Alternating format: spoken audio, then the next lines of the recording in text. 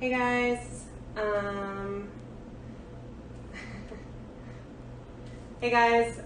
sorry, a couple minutes behind here. I was just getting some of the technical stuff worked out. But welcome to the stream today.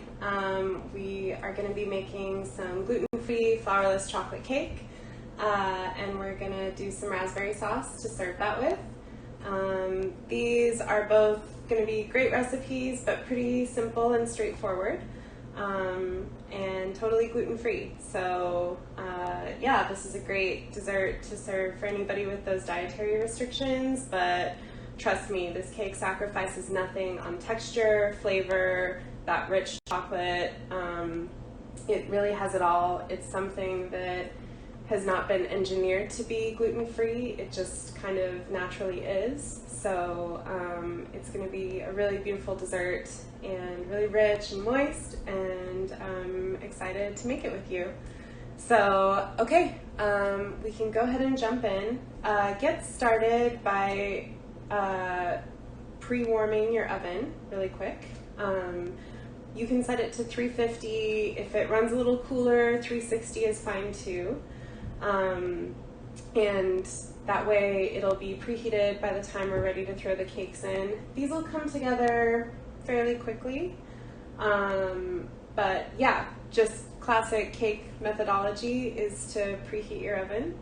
And then the recipe I sent you guys was to make one 9-inch cake. I think that's a pretty standard size that most people have. Oh, hang on.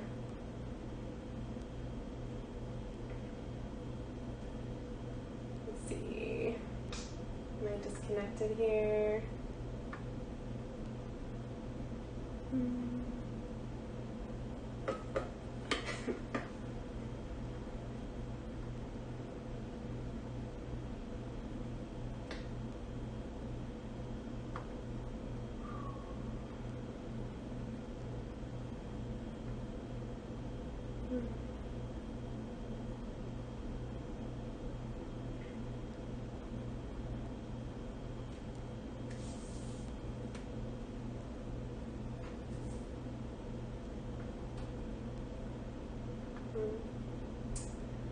Okay.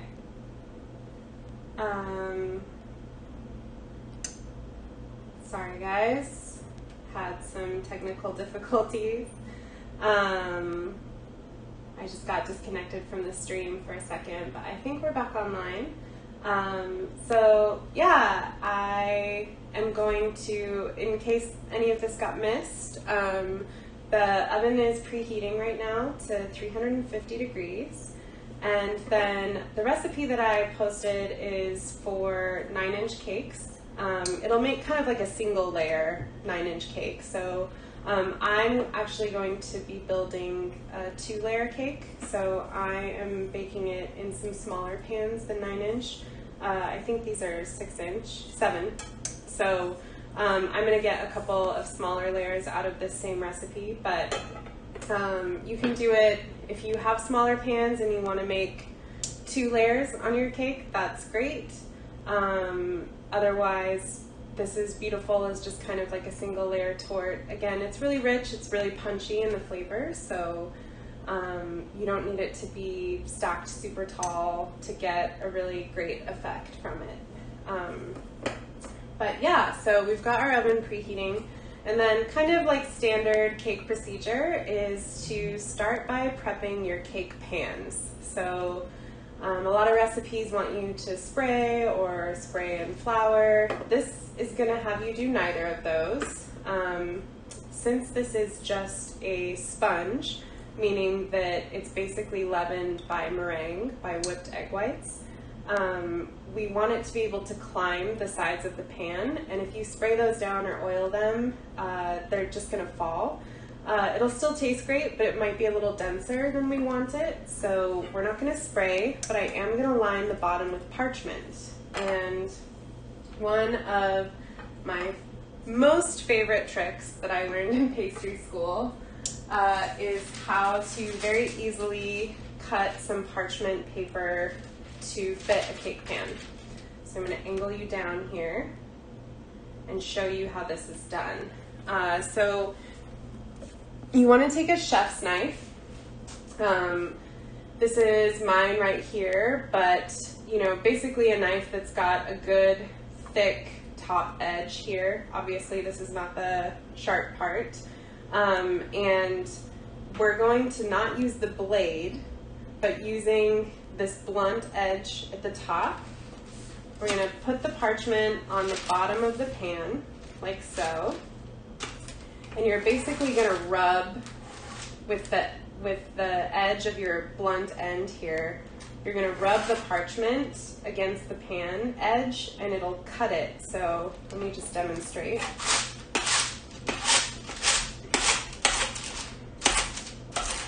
So you can kind of see how it's perforating the paper by doing that. And this way you don't have to pull out the scissors and fuss with like folding it or trying to cut an exact circle. You just quickly go around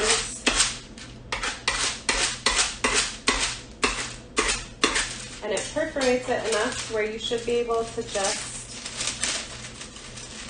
pull the parchment away. And it should fit the inside of the pan exactly. So if I flip my pan over, it fits right in, just like that. So I'm doing 2 pans. So I'm going to make another one. And my pans are small enough, I can just use the same sheet of parchment here.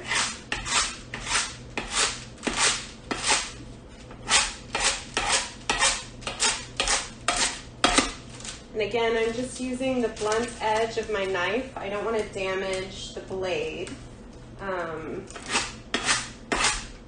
but I'm not hurting anything, including myself, by doing it this way.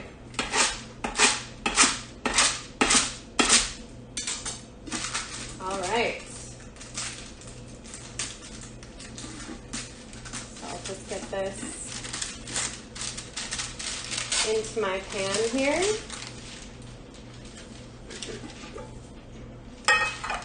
And voila, I have 2 pans ready for baking. So we can set these aside until our batter is ready. And next we're going to want to move on to the egg yolks. But first, I guess before we jump into that, we want to get our chocolate melting. So let me pop down to the recipe and show you. This is going to happen in about 3 different steps. So first, we're going to get our chocolate, our butter, and our cocoa powder on a double boiler and get those melting. And once those are completely combined, we don't need it super hot, we just want it melted. We are going to be whipping egg yolks, whole egg, and our first addition of sugar, and we're going to bring those to the ribbon stage. So if you were here yesterday, I demonstrated what that looks like with pastry cream, but basically the yolks are going to get really activated. The fat and the protein in the yolk is going to get really activated, and they're going to increase in volume by about 3 times, and they'll become very, very light in color and very, very thick. So they should come off the beater in a ribbon, what looks like a ribbon that takes a while to reabsorb. And then we're going to combine our ribboned egg yolk mixture with our chocolate mixture, and into that we are going to fold a meringue that is going to get whipped to kind of medium stiff peaks. So that is the plan for today, and we're going to start by getting our chocolate, our butter, and our cocoa powder melted. So I have those ingredients here. I've got my heat-proof bowl. You can use like glass or Pyrex or metal. Just make sure if you're going to put it over a double boiler, it's nothing that's going to melt. And I'm just going to add my butter right in. And then I have cocoa powder here. Now I recommend using a dark Dutch processed cocoa powder. It's gonna give you the best kind of dark, rich flavor. If all you have is kind of the more American style non-Dutch cocoa powder, that's fine. What the Dutch process does is adds an alkali to the cocoa powder, and that makes it darker and kind of draws out that dark chocolate flavor. So I am just going to take this and pop it over on my double boiler right over here.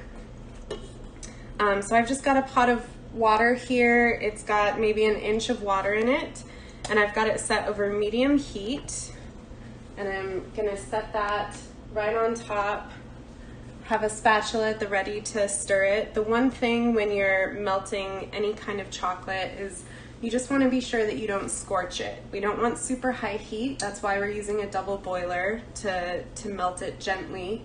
But we also want to avoid it from scorching even in this gentle heat by stirring it occasionally. As the butter melts, it's going to help prevent scorching from happening. But since my chocolate is on the bottom, I'm just going to keep an eye on it as well. And then I've got my mixer over there. So I'm going to take my first addition of sugar, and then I have 3 yolks and 1 whole egg here. And I have saved the whites from separating the eggs because we're going to be whipping a meringue. And if you did the recipe with me yesterday, then hopefully you saved your egg whites from pastry cream as well, because this recipe takes a few more egg whites than it takes yolks. So I always have just like a quart container of egg whites sitting in my fridge. I use them for a lot of different things. But if you don't have extra egg whites on hand, they're very easy to find just at the grocery store in kind of pint cartons, right where eggs are sold. They're a very common, like low cholesterol egg option for folks. So almost any grocery store, I think, would have them available.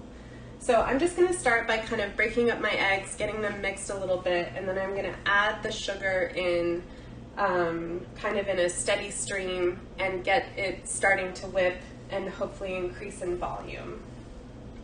Oh, probably help if my mixer was plugged in though. So we'll start there. Okay.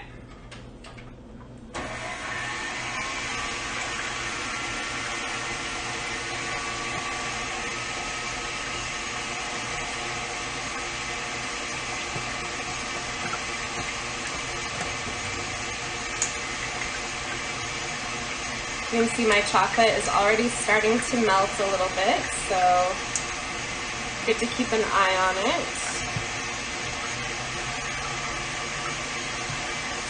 All right, we'll go ahead and add in the sugar.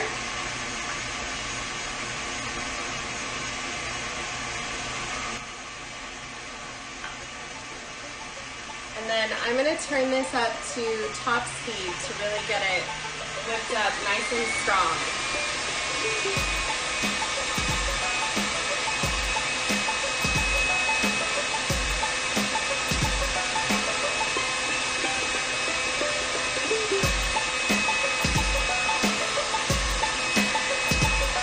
Whipping your egg yolks to the ribbon stage can take a few minutes.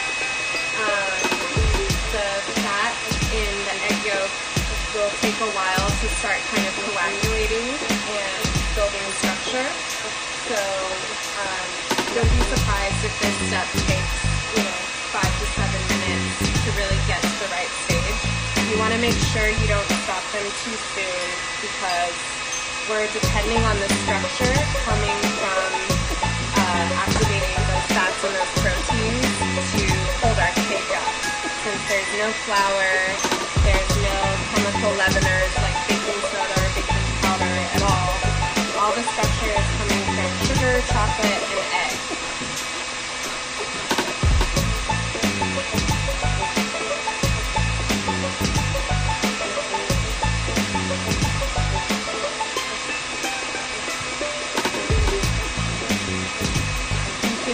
chocolate and my butter starting to melt together here, which is good.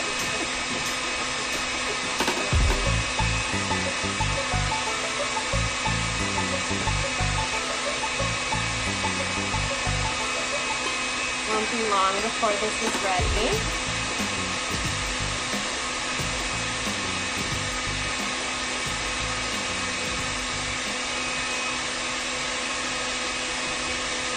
So,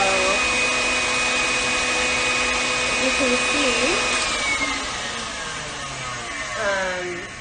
we're not quite at the ribbon stage yet, but I just want to show you how much lighter they've gotten and how much volume we've gotten in this process. And you can see even now it's almost coming off in a ribbon. It's much thicker, and you know, it's a very pale yellow color. So we're getting really close to the ribbon stage. I'm just gonna let them go another couple minutes or so, and I'm gonna pull my chocolate off the heat. It looks like it's about done.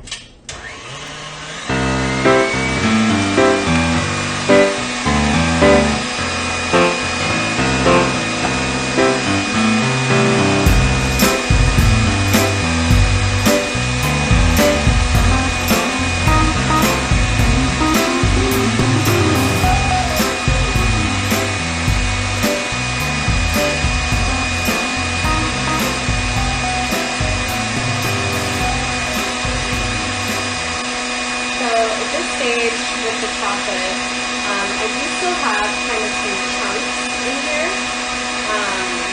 but there's enough residual heat in what has already been melted to melt the rest of the chocolate and the butter, and that's great because I don't want it to get too hot, and again, I don't want to scorch it, so as gentle a heat as you can use to melt chocolate is what you want to use pretty much every time. I think we're good on our yolks now, so you can turn that noise down. Just get this all really well combined, make sure that it's nice and smooth. We don't want any chunks here. But yeah, it's already, it doesn't feel too hot on the bottom of the bowl. We're going to add it in kind of a slow, steady stream into the egg yolk mixture.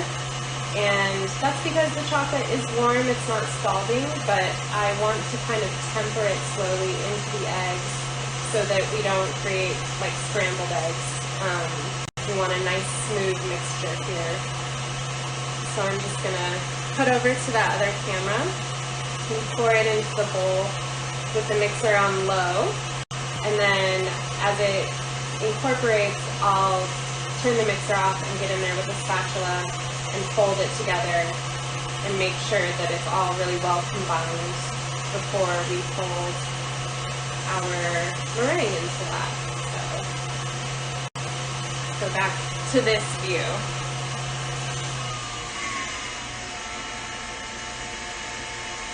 So I've got my mixer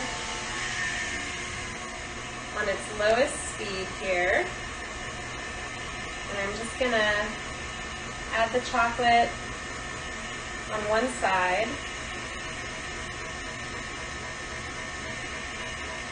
let that get incorporated.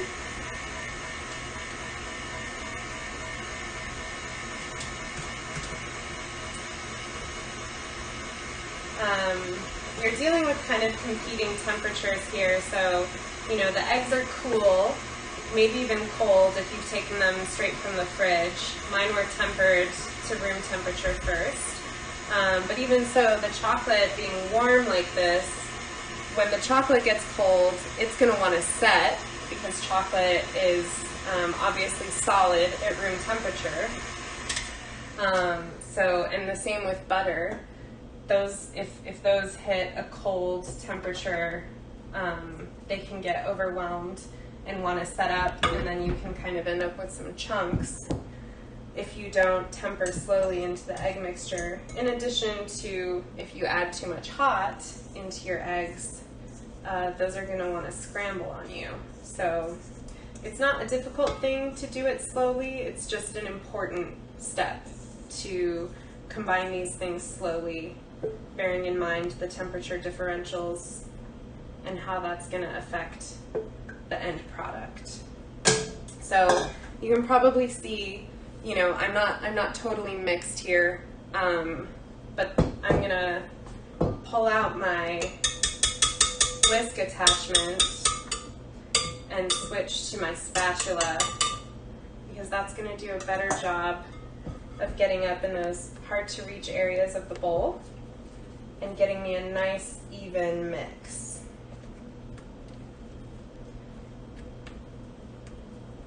And I am being gentle with my movements here. The leavening is really going to come from the egg whites, so you don't have to be too nervous about deflating this part of the mixture, but it's just good practice to be gentle when you're working with whipped eggs in general. Kind of get into the habit of that, and you'll end up with better textures, better leavening every time as a result. So here's this. We've got a nice even mix here, and I'm just gonna set it aside for now because we are going to work on our meringue. So I have a different mixer bowl, luckily. If you don't have another mixer bowl, or if you're using a hand blender, handheld egg beaters for this part, just make sure that you're using a really fresh, clean bowl. Yes, it's all egg, but the fat in the egg yolk is going to prevent your whites from whipping up if you're not really careful. So just make sure that whenever you're working with meringue, you're using a really nice, clean bowl, clean whisk attachment I have here, and otherwise you're just going to be disappointed. You're not going to be able to get your meringue to cooperate. It's a very simple thing, but can be quite temperamental. So, and kind of standard things for meringue. I've talked about this in previous videos, but in case you didn't see those, I'm going to start by whipping the egg whites, and I'm going to let them get foamy before I add in the sugar. And the reason for that is that the sugar can kind of suffocate the egg whites if we don't start activating those proteins and incorporating some air first. So I'm going to start by just pouring in my whites, and I'll show you, they don't need to get super foamy, but I'll show you what that looks like before I start adding in the sugar.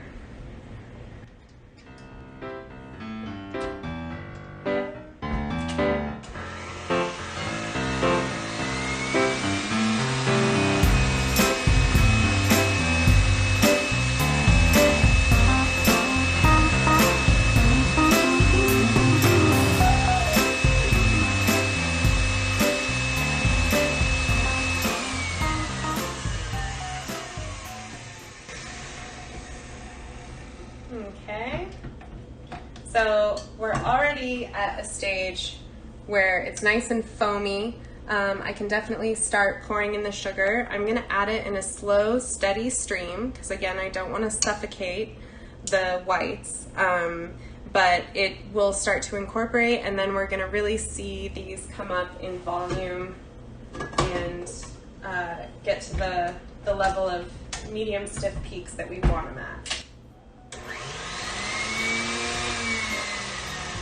Turn my speed down just a little bit while I'm pouring the sugar in so it doesn't go flying everywhere.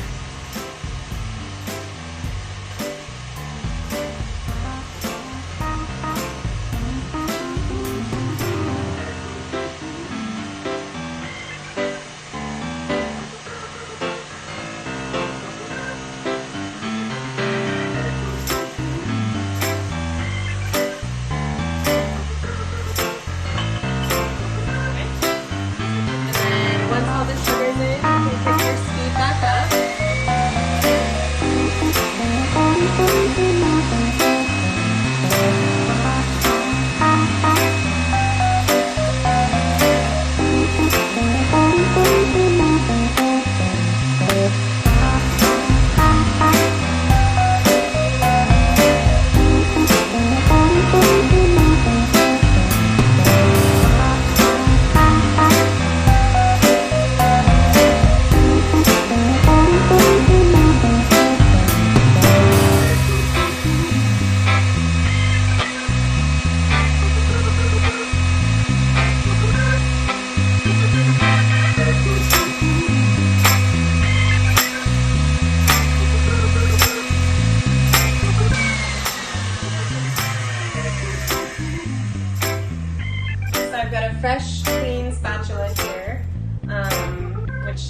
is important. I don't want to deflate this meringue. And I'll just show you where we're at. Starting to get some very soft peaks here. So they're not really standing up on their own yet, but we're definitely getting some structure in there. And I'm just gonna scrape down the sides back into the rest of the meringue so that all of that sugar gets dissolved and we don't have any free parts. And then I'm gonna let it continue whipping. It's not gonna be long from this point. We're almost there, and then we just add all of our ingredients together and get it in the oven.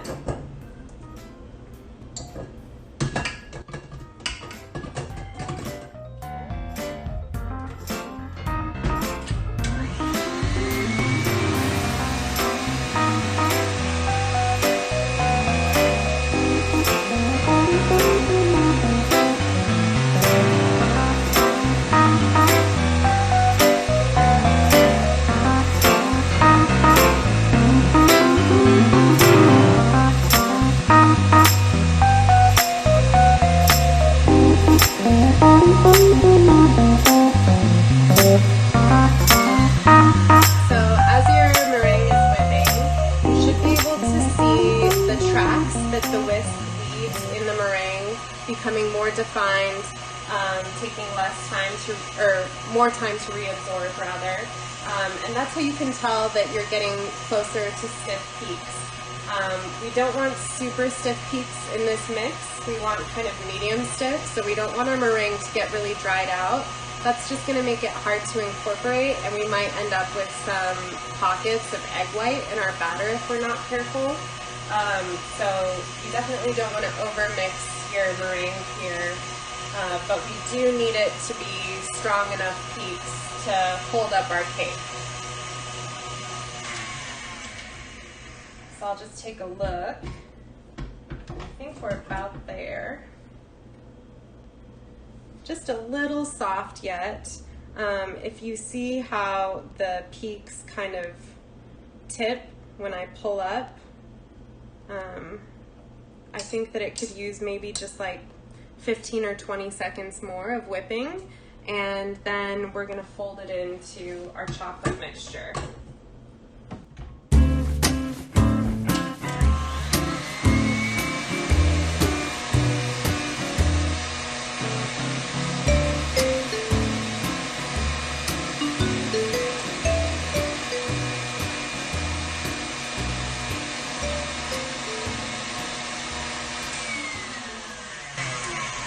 Okay,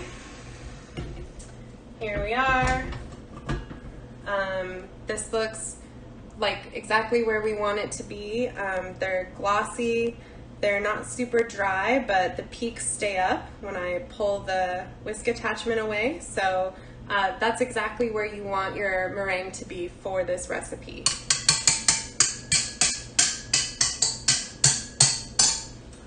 And then we'll pop back over here, and I'm going to show you how to fold everything together.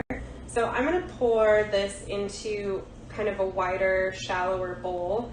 It makes it easier for folding, but if you don't want to dirty the dishes, then I don't blame you. So no pressure to do it this way. I just personally would rather wash the bowl and make it a little easier to fold everything together. It's pretty nice. At work, we actually have dishwashers who help us out with that task. Not so much at home though, so it's back to basics over here. Alright, so now that my chocolate mixture is in here, I've got my meringue, and I'm going to add it in about 3 additions. So the first addition, I'm going to do a nice big dollop here. And this is just going to be to kind of thin out the texture of this chocolate mixture here and make it closer to the texture of the meringue, because once we get to that texture, it'll be a lot easier to incorporate the rest of the meringue. So this first addition of egg whites, you can be a little rougher. You don't have to be quite as gentle. We're more just trying to get a nice light consistency so that we can more easily fold in the rest of the meringue, which will be for leavening purposes. So you can see we've already accomplished, we've got much more of a kind of batter consistency here instead of that really thick, viscous consistency that we had before. And if you find that you did over whip your meringue a little bit and you've got some clumpies as you're folding, you can use a whisk actually to fold and kind of break up those clumps a little bit. Still be very gentle, don't whip it, but you can do the folding motion with the whisk and that will help break up any clumps that you might encounter so you can get those incorporated more easily. And we're going to do another good dollop of meringue here.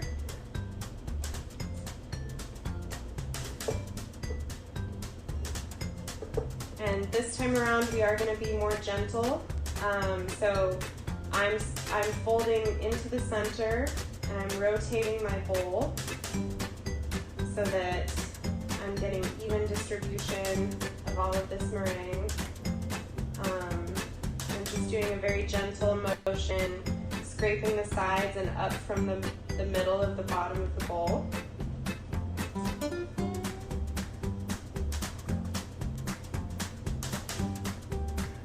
And we're just going to do that until we have a nice, even, completely combined texture here.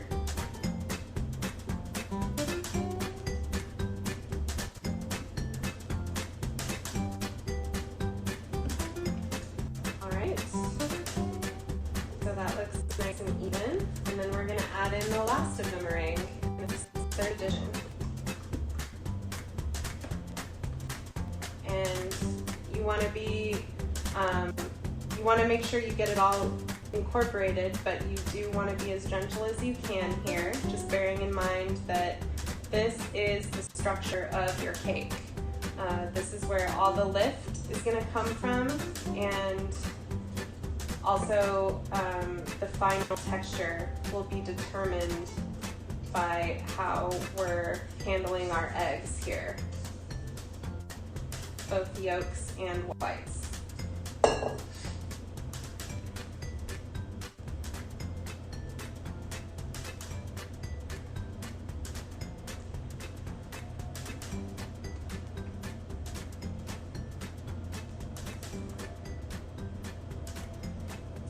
So it doesn't look like a whole lot of ingredients when you first start making this cake, but you can see you end up with a fair amount of batter in the end.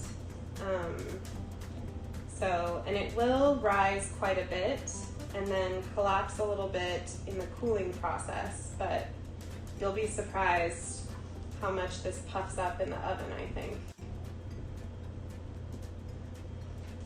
Almost there. I've got just a couple little spots of egg white I want to get folded in.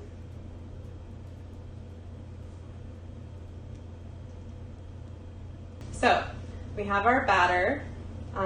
It's nice and thick and sturdy. It's really well combined. So now we're going to grab our cake pans, which we prepared earlier. Our oven is preheated, and I'm just going to divide the batter between these two pans. Again, if you're just making a single layer, go ahead and pour it all in. Again, being pretty gentle here. You don't want it to be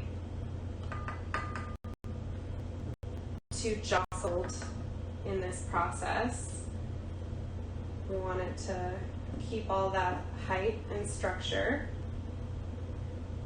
And it's really common if you're making kind of like a classic one bowl cake mix to tap your cakes.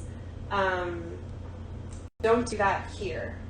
you will knock a lot of the air out of your meringue if you start tapping your cakes on the bench. So just level them out as best you can with a rubber spatula, or I'm going to use an offset spatula to kind of smooth them out. I'm just trying to get every last bit of batter here. I'm such a stickler for that. But, you know, it's cake batter, so I don't want to miss out on that. And I've got my offset here.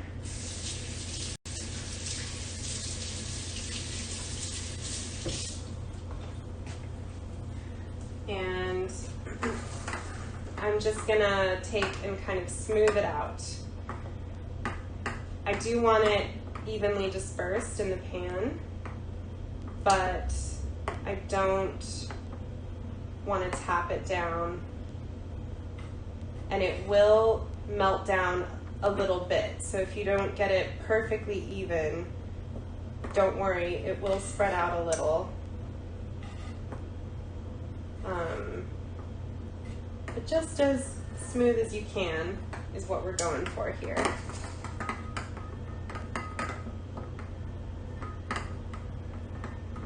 And again, I have parchment on the bottom of these pans, but I don't have any spray or butter or oil on the pans because I want this cake to be able to climb the sides and get some good lift. Think of it as similar to like an angel food cake or chiffon if you're familiar with that.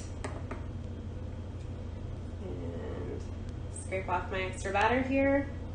And these are ready to go into the oven. So oven is at 350 center rack, and we're gonna put them in. They will take a while to bake. It's kind of like a brownie batter almost. So,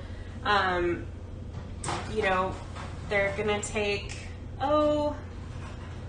probably, these ones might go a little bit quicker. I'm gonna check them in 20 minutes, I think, and give them a rotation. But that's because they're a little bit smaller. So if you're baking in a 9-inch pan, you can probably push that to 30 minutes before you open the oven. This is a cake, so again, we don't want to let out all of our heat if we can avoid it, and we want to keep jostling to a minimum so that it doesn't fall. But after about 20 or 30 minutes, they should have enough structure to tolerate a rotation in the oven, which they will probably need. We don't want them to get too browned on one side or the other. And I'll show you, or I'll try to show you what they look like and how much they rise, because it's kind of a startling amount. My cake pans were only about half full, but I think that these are going to climb pretty close to the top. So that'll be great. And in the meantime, we are going to make a raspberry sauce to serve the cakes with. So I'm going to build this as like a stacked layered cake. So I'm going to do raspberry sauce in the middle, between the layers, and then kind of cover it in some chocolate ganache, and then maybe add some whipped cream and some fresh raspberries. You should do what you want with this. This cake is also great with caramel sauce. You can just serve it with a little bit of powdered sugar on top, any kind of fresh berries that you like. Anything that goes with chocolate will go with this cake, absolutely. I just want to show you one option that I think is really nice. Raspberries are actually a little bit tart, which helps cut through some of the richness and the deeper notes of that chocolate flavor. So I think that's a really great classic pairing. Another one that I really love actually is passion fruit. If you can find like passion fruit curd or sauce, I have recipes for that. If you can find the juice, I'd be happy to share those with you guys.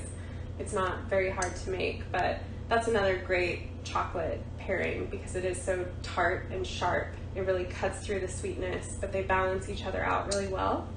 Yeah, with all that said, let's make some raspberry sauce. So I'm just gonna be using kind of a basic stainless pan here. You can use nonstick. You can probably even get away with cast iron. Just be sure that it doesn't overheat on you. We want kind of a slow simmer here because we're going to be reducing the liquid in the raspberries, but we don't want to scorch them. But yeah, we just want to cook these raspberries slowly. We want to reduce the liquid, which is going to intensify the flavor. But we don't want to put like color or caramelization on them. They burn really easily. And once you burn some of them, the whole thing is going to taste a little bit burnt. So just take your time. And I am just using frozen raspberries here. So the recipe calls for like a 12-ounce portion of raspberries, which you can find 12-ounce bags. So I just tried to keep it simple there. And you can use fresh though, and these raspberries are still like partially frozen. That's fine. You don't need to defrost them first. And after that, it's just sugar, water. You can add in some lemon or some lime zest if you want a little brightness added in. And then towards the end, we will add some cornstarch slurry and then some vanilla and some butter. So you are also welcome to leave the butter out of this recipe if you want to keep it dairy-free. Obviously, there's some butter in the Flourless chocolate cake. I think that you could probably make the Flourless chocolate cake dairy-free with coconut oil, and for sure with like Earth Balance or another type of vegan butter substitute. You really just need that fat content to make this work. The flavor of butter is great, and you know, that contributes to the cake for sure, but I think coconut oil would probably be a great substitute here, and coconut and chocolate are really complementary flavors as well. So if you wanted to make a dairy-free version of this, you can definitely try playing around with that. There's only a tablespoon of butter going into our raspberry sauce, so it will provide some richness. You can use coconut oil here too, or you can just omit it entirely. It's still going to taste great. It should have a really nice texture. But yeah, I leave that to you. So I'm just going to start by taking my pan and turning my heat up to kind of a medium low. I'm going to add my raspberries. I'm going to add my water, and I'm going to add my sugar. And basically, if you've ever made like strawberry shortcake, where you take strawberries and you pour some sugar over top, it's going to start to macerate. Sugar is hygroscopic, which means that it's going to pull the moisture content, the water, out of the berries and make it kind of soupy and saucy. And we're also adding in some water to increase the volume of the sauce. So, you know, we're going to start to slowly pull the juice from the berry, release that. The berries will cook down and kind of break apart, which is great. That's what we want to happen. If you want to have some chunky whole berries in your sauce, then just go ahead and reserve like a cup or a half cup of these to fold in at the end. You can still make the rest of the recipe exactly as is, but if you want some chunkier, like whole berry pieces, just hold those back into the end, because raspberries are very delicate. They're going to want to break apart as they cook, so just be aware of that. But I'm just going to add in my berries, my water. I also have just a little splash of lemon juice in here because I had some on hand and I didn't have lemon zest, or a lemon to zest, as it were. But it's going to be great with or without it. So pop over here. Berries going in.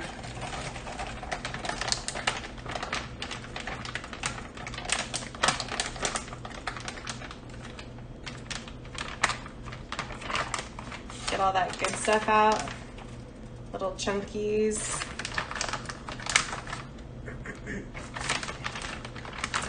And I chose frozen raspberries because they're getting cooked down, so I don't need like the prettiest raspberries on the planet, and these are usually less expensive. And they're going to impart really just as good a flavor. So, you know, they seemed like the economical choice for me. But feel free to use fresh raspberries, especially as they start coming into season.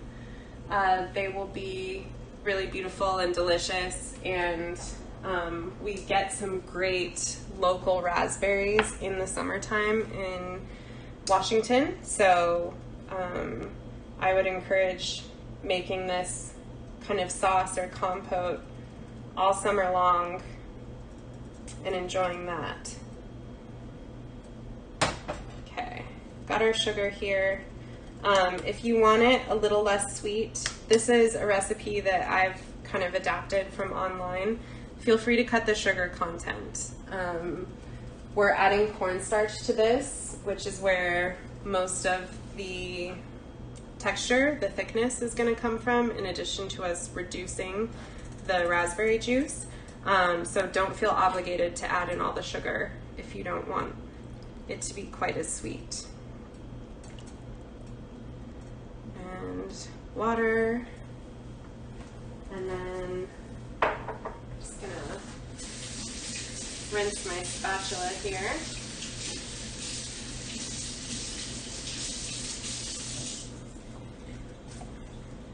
And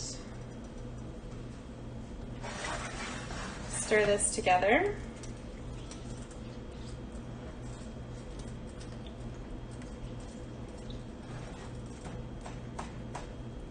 And this is basically most of the work done on the cake and the raspberry sauce. This is gonna have to cook for a while. It'll take a little while to come up to temperature, and then it'll start reducing, and we'll keep an eye on it. But this is like a really simple dessert that the amount of effort that goes into it does not match the decadence of the dessert itself.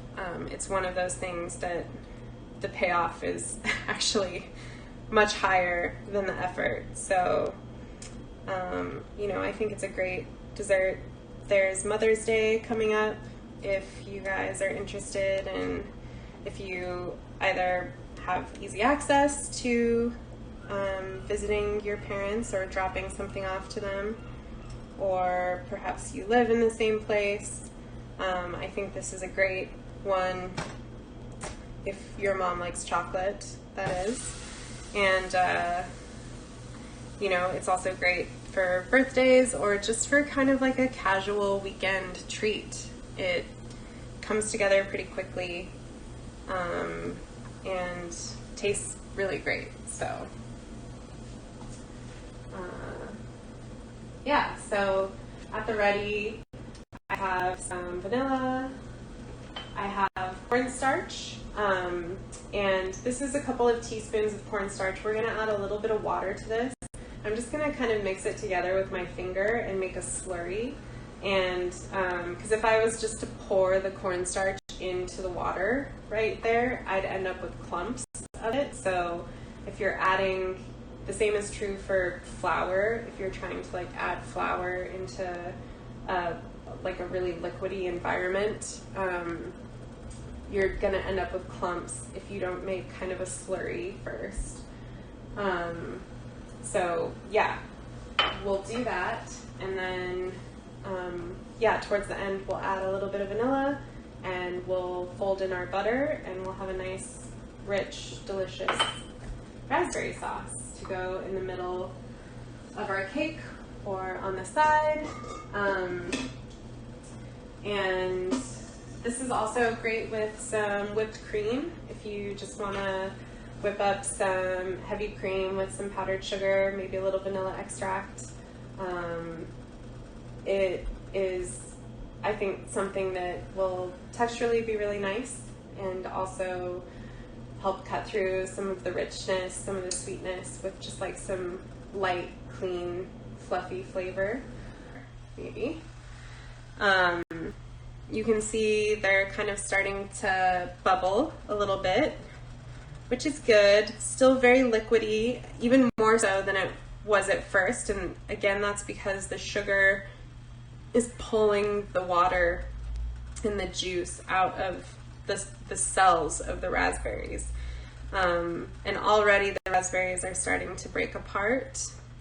My plan for this is going to be to leave the seeds in. I think that they're delicate enough, especially after being cooked, that they're texturally fine, and they have kind of a classic look to them. But if you don't like seeds and you want more of a, just like a very clean, smooth sauce consistency, once the sauce is done, and while it's still warm, just go ahead and run it through a sieve. This isn't even a super fine mesh sieve, but it should be okay to catch those seeds. And if you have a finer mesh than this, feel free to use that as well. It might take a little while to press the seeds through.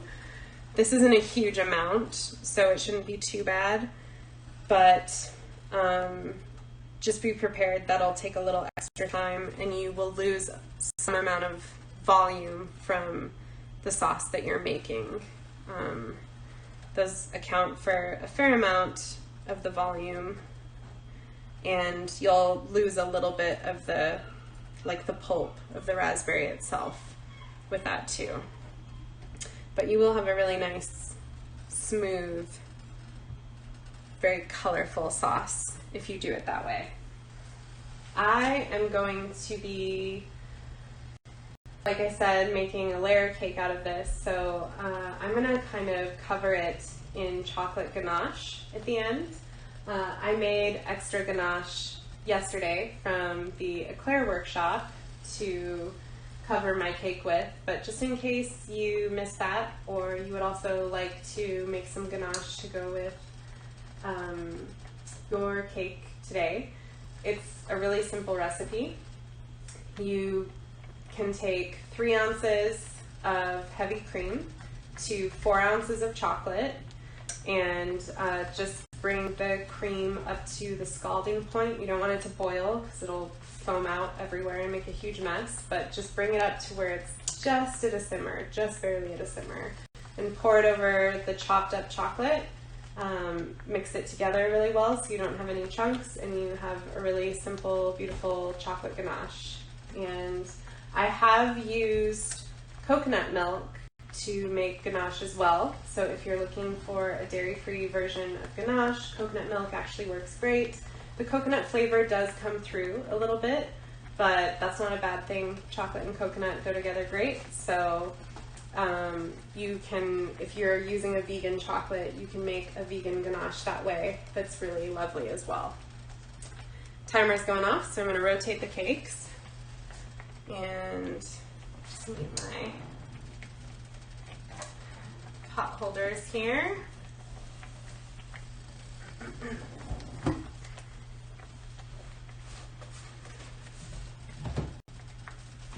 Okay.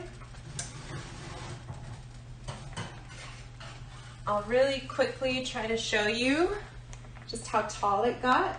They were only about half full, but it's nice and tall now.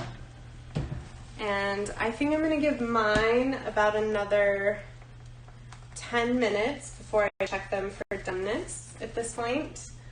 Mine, again, are a little bit smaller, so if you're making a 9-inch, it might take a little bit longer than this.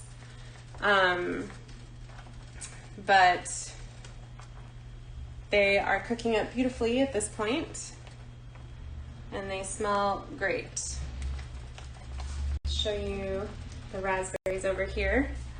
I don't know if any of you have ever made jam before, but as you cook fruit with sugar, it'll kind of foam like this a little bit, and when you're making jam, usually you want to skim that off those are kind of like impurities that you don't want if you're going to be canning, but for our purposes, there's no need to skim that foam. I wouldn't worry about it unless you really, really want to. We don't need perfect clarity in this sauce that we're making here. So I'm just gonna keep stirring it together. And yeah, this is cooking over, I'm at about a 4 out of 10 on my stovetop. So medium-low heat, and you can see it's still simmering pretty rapidly. So you don't need a ton of heat for this to be reducing and cooking like we want it to. I'm gonna let it reduce probably about 50% of where it's at right now before I add in the cornstarch slurry. And as I'm reducing the liquid, basically all this excess water is evaporating here in the steam, and that is concentrating the juice and the flavor of the raspberries. So it's going to intensify the flavor. And then we'll add the cornstarch in to make it a little bit more viscous, more of a sauce texture. I will say, if you want to make an even quicker version of this, just a really quick raspberry compote, you can just take raspberries, plain old raspberries, frozen or fresh, in a pan like this with sugar to taste and start cooking it. It'll pull the water out as the raspberries macerate with the sugar, and you can reduce it down to the texture that you want it. This is better for producing a higher volume of sauce, and I think this will make probably about a pint of sauce for us. And you know, it is going to be a little bit richer, a little bit different texturally. But if you just want a really quick raspberry compote for pancakes, or you know, to smear on an English muffin in the morning, that is a very easy way to do it, and it tastes just as good. And it will take a lot less time because we added extra water in here that we're now kind of cooking down at this point. But yeah, I think it'll be just another few minutes here before I can start adding in the cornstarch. What I'm looking for is first, like, the liquid here. It's definitely getting a little thicker, less sloshy as I'm stirring this around. The raspberries themselves are breaking down. I'm starting to see more of the seeds kind of pop up to the top instead of just a layer of liquid sitting on top. And if I was really reducing it, this is a really quick bubble happening over here. And if I was trying to get it to more of a viscous consistency just by reducing it, this bubbling would slow way, way down because there would be a lot less moisture cooking off, and it would turn much more syrupy. And so you would get kind of to a slower boil there. I'm just gonna let this go another maybe 2 minutes, and then I'll add in my cornstarch slurry. So I'm gonna get that ready. Got my cornstarch here, 2 teaspoons. And I'm just gonna add about 2 tablespoons of water to that. So it's really not a lot in here. I don't know if that's even visible here. And you can use a fork or something. I just always take my finger and kind of stir it around. It's one of those things that's just, I don't know, not worth dirtying another dish, I think. And also, as I'm stirring with my finger, I can feel if there are any clumps of the cornstarch that didn't get dissolved. So I just make sure that that's all really well dissolved. And that way I won't end up with any dry pockets of cornstarch, which would be a really, really unfortunate thing to experience as you're eating a beautiful slice of cake. That would just ruin the whole experience, trust me. It's nothing worse than like a baking powder bomb in your muffin or a cornstarch bomb in your raspberry sauce. Especially if you've done something special and are treating yourself to a really nice dessert. So make sure that you get all of this really well dissolved. Cut back over to our raspberry sauce here. You can see the bubbles are a little more spread out. They're still bubbling pretty quickly, but also as I'm scraping across the center of the pan, I'm getting to the point where I can kind of start seeing the bottom. The liquid doesn't rush back in as quickly. And that is what I'm looking for to add my cornstarch slurry. So I'm going to go ahead and add this in. The important thing about cornstarch is that you do need to cook it. Number one, it's going to have like an aftertaste if you don't kind of cook it out. But it's also not going to activate and do its starchy thickening thing unless you cook it a little bit. So we don't want to add it in and then immediately pull this from the heat, even if it starts to thicken, which it has, as you can see. I want to cook it for a couple of minutes before I pull it off of the burner. And you can taste it too to make sure that you don't have any of that residual cornstarch flavor as you're going along.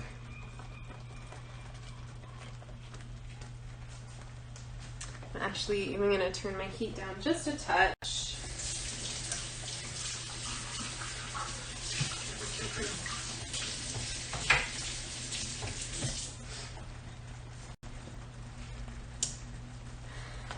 And I don't know how easy it is to see on the camera, but I'm definitely seeing this sauce start to thicken up a bit. It kind of has a texture on the top now, so it's not just a smooth liquid, but there are kind of peaks and valleys where the seeds are. I'm leaving some track marks as I pull my spatula through and stir it. So it's definitely getting to more of a saucy, viscous consistency, which is what we wanted.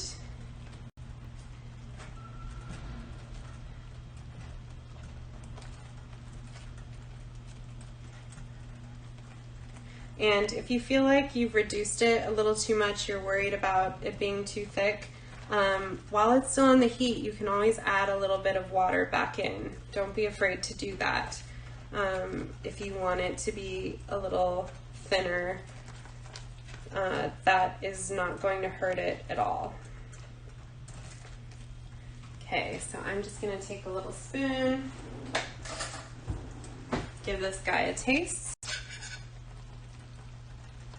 It will be hot, so.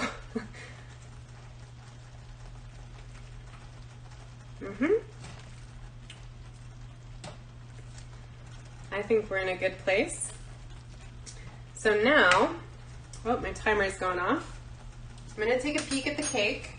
I'm gonna pull this from the heat while I do that, just to make sure. I don't wanna overcook it. And let's peek at our cakes here. Okay, so I'll pull this out and show you. This cake can be a little difficult to tell when it's done. Number one, you can look for it to start to level on the top. I don't know if you were able to see when I first pulled it out halfway through the bake, but it was still very domed. It'll start to level out as it finishes. And it's still sticking to the side of the pan, but you will see a ridge at the edge that starts to pull away. And that is a good indicator for doneness as well. It shouldn't be like jiggly. It should be very solid in the center, so we don't have any jiggle or wiggle. And as I'm touching the top, you don't want to press too hard because it is very delicate and you will kind of like crack the surface a little bit, but it should have some spring to it. You should be able to feel some structure in the middle of the cake. I advise against using a cake tester or a toothpick in this guy, specifically because it's kind of like a brownie and it's not going to come out clean. At the point where this cake is coming out clean, it's way overdone. So the toothpick test is not a great option here. This cake right here, as is done. You can see it's already starting to fall a little bit. That is going to happen. That's normal. It's totally okay. But I am going to get these set aside to start cooling. I'm just going to grab a little rack.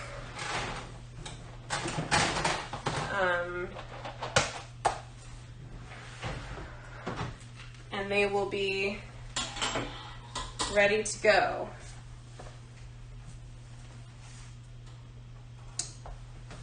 And my second guy here,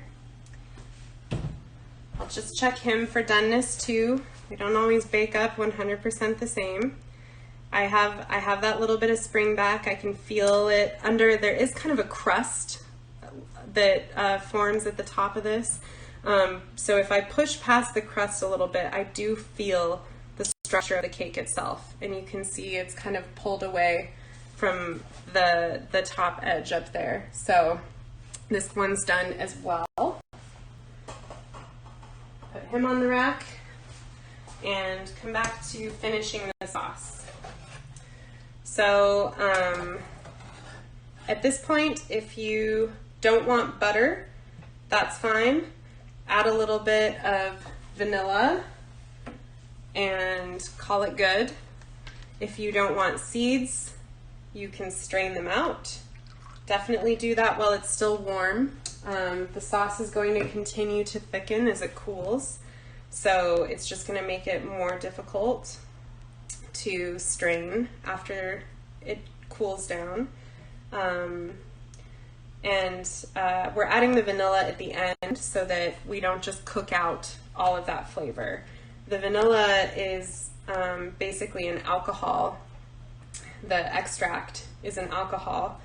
So we're not really going to get as much benefit from the flavor by reducing that down. We're going to evaporate a lot of the flavor. Whereas with the raspberries, when we're pulling the excess water out, we're intensifying. Such is not the case with extracts. That's why we add them at the end of the cooking process. And then I am going to add butter to this because I, much like Julia Childs, love butter. And I think that it adds richness, a great mouthfeel, and sometimes you just gotta get your fat in there so you can have your fat out here, which is my lifestyle brand, so tell your friends. All right, so let's see.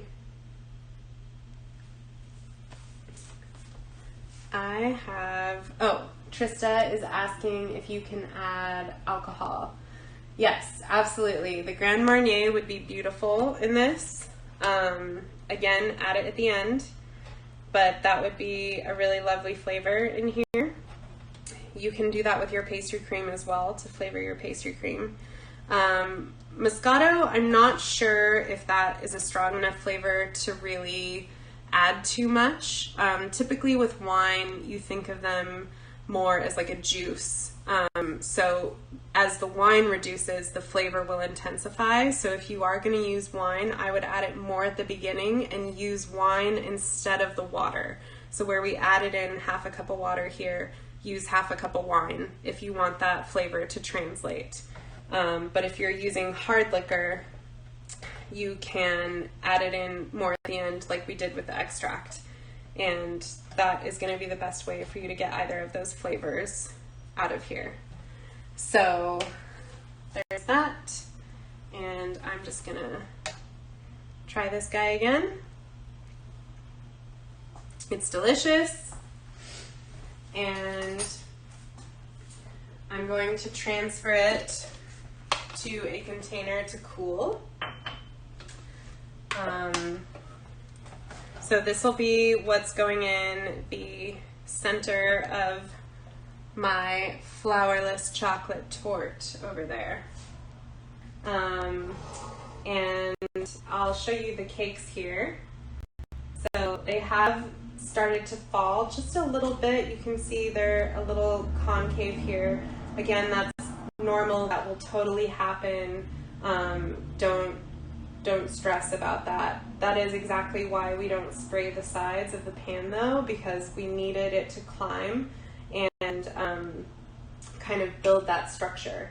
If you want to invert your cakes and see if you can keep the height, feel free to do that. I honestly like them to fall just a little bit because it gives them a little bit more of a brownie texture, but if you're looking for a spongier, lighter texture, you can just, as soon as you pull your cake pan out of the oven, you can flip it upside down and let it cool that way.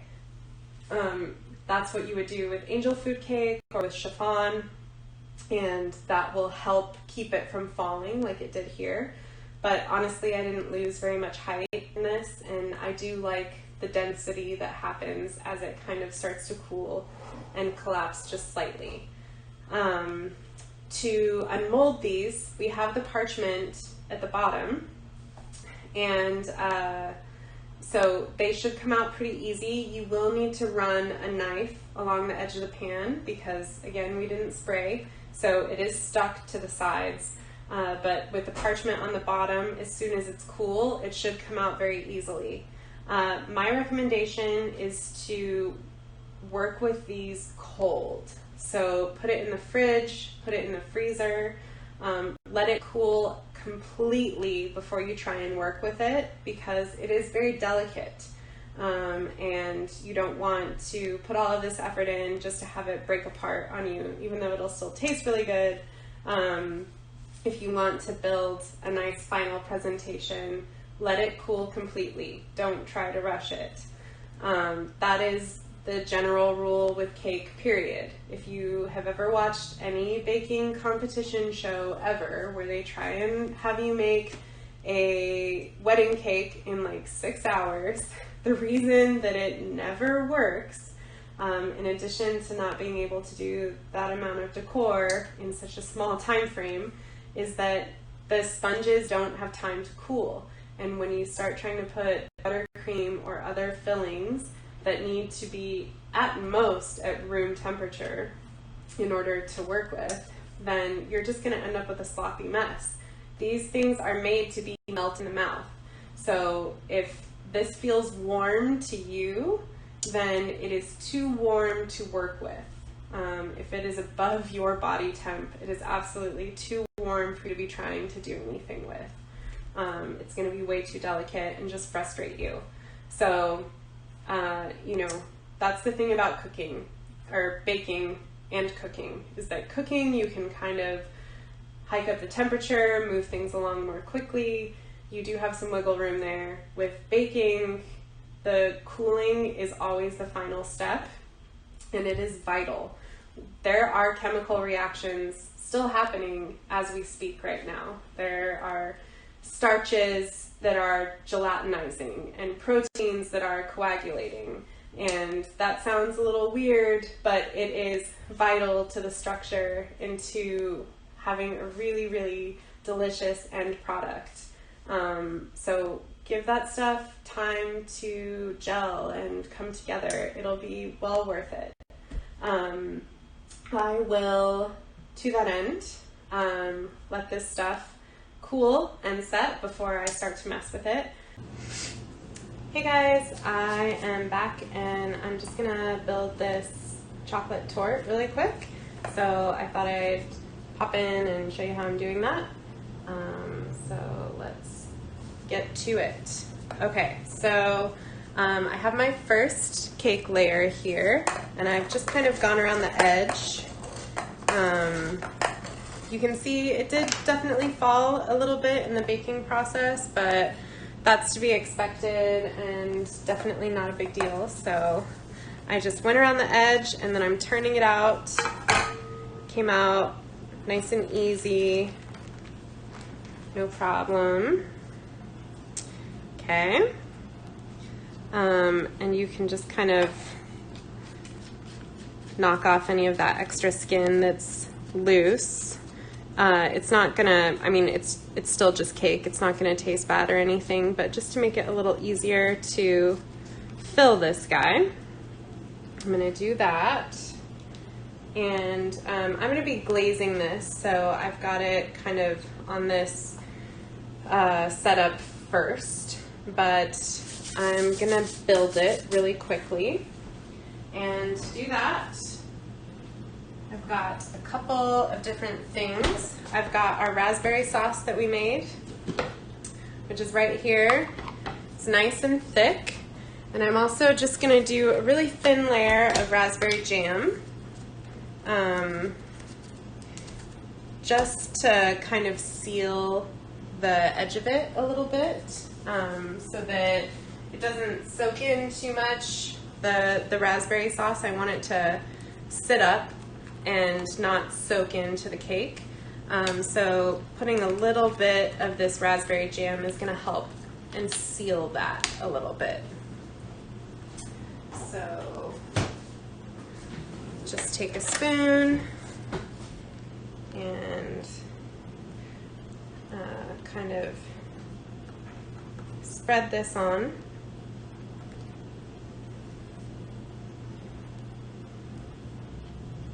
I'm not going to use too much. I don't want to make it too sweet. Just trying to get a nice even layer. And I have a little turntable here. This is pretty vital if you're doing cake decorating at all. But if you don't have a turntable or a Lazy Susan, you can put your cake on a towel so that you can easily rotate it. Okay, so I've got my jam, and then I'm gonna take this fresh raspberry sauce that we made and put some of that on here and fill it. Again, I don't want to use too much. It is going to be a pretty strong flavor, so I'm not looking to have like an inch thick layer here. I just want to have a nice filling, and that should be great. And then I'm going to grab my second cake layer over here. Let me just kind of get this mess out of the way.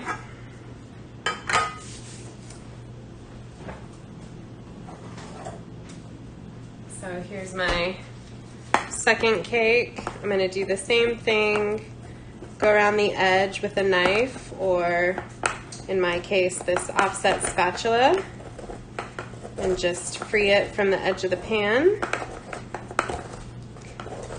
And it should tip out pretty easily. Great.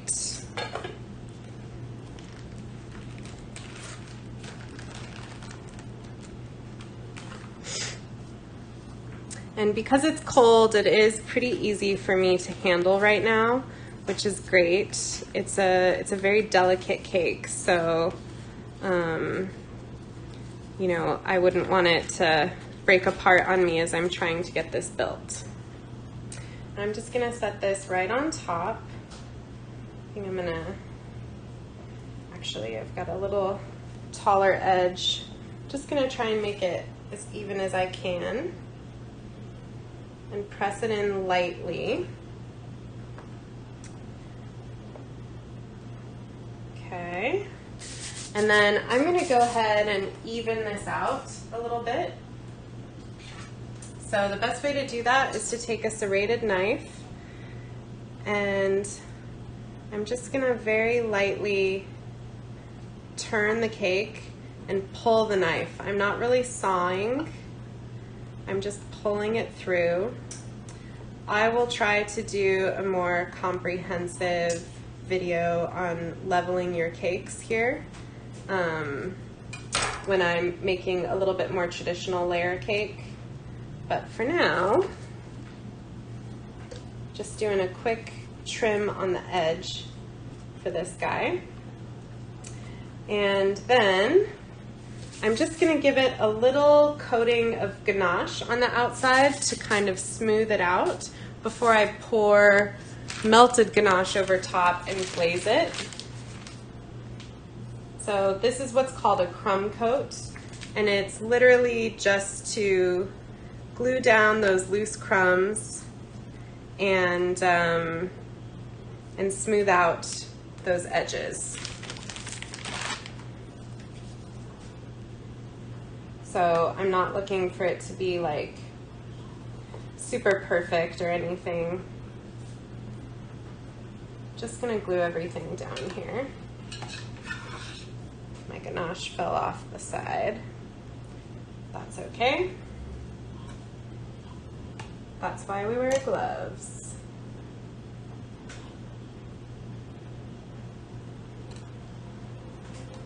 I'm just going around the side here, kind of sealing up all those edges.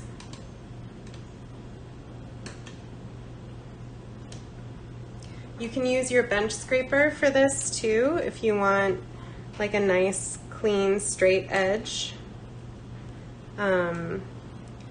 for more of a final coat. This is just going to be to glue the crumbs down again, but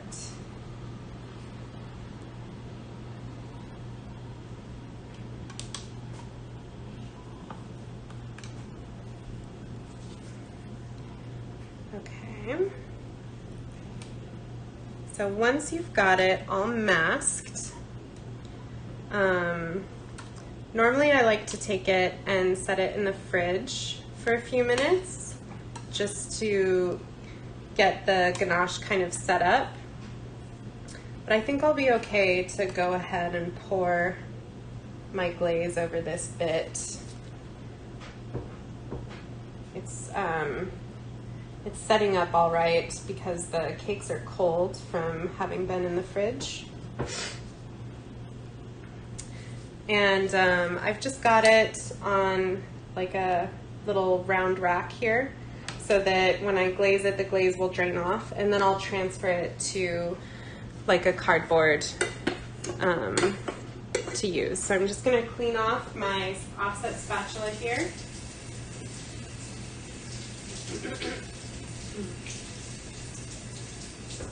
Want to make sure that I don't have any crumbs stuck to it for this next part.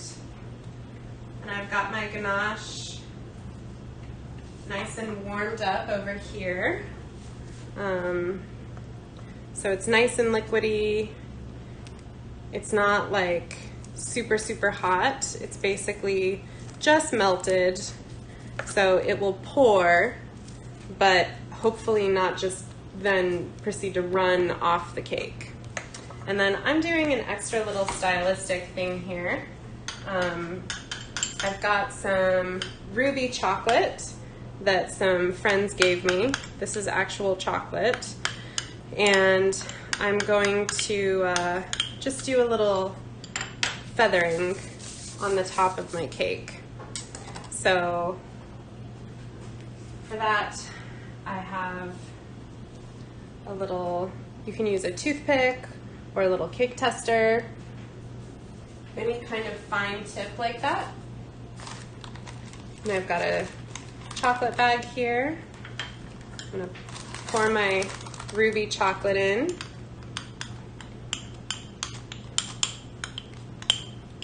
And I just melted this in the microwave. It's not tempered or anything fancy like that.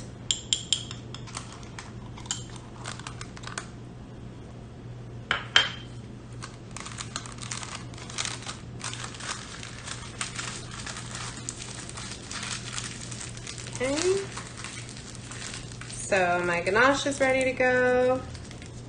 My chocolate bag is ready to go. I just need to cut the opening. And I'm gonna pour my glaze over top.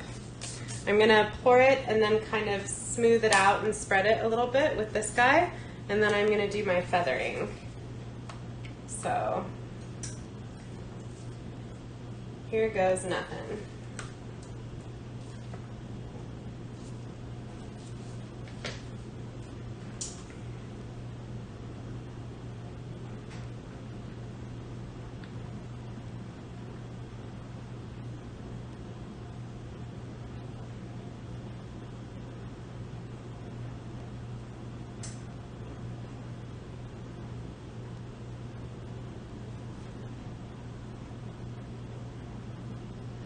Want to make sure that I'm getting it running down the sides here,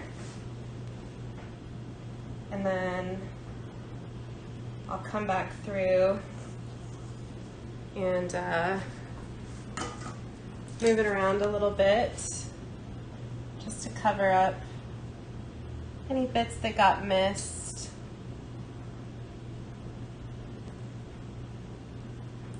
Let it kind of run down.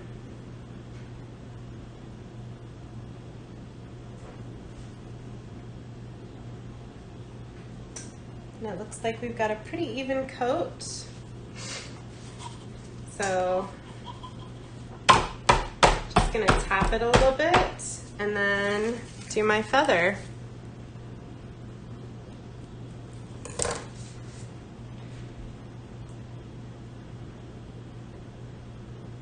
So to feather, I'm just going to go back and forth in these parallel lines all the way across. And then I'm going to come back with my little toothpick or whatever you're using and gently pull through the ganache before it sets up. You do need to work quickly if you're going to do this.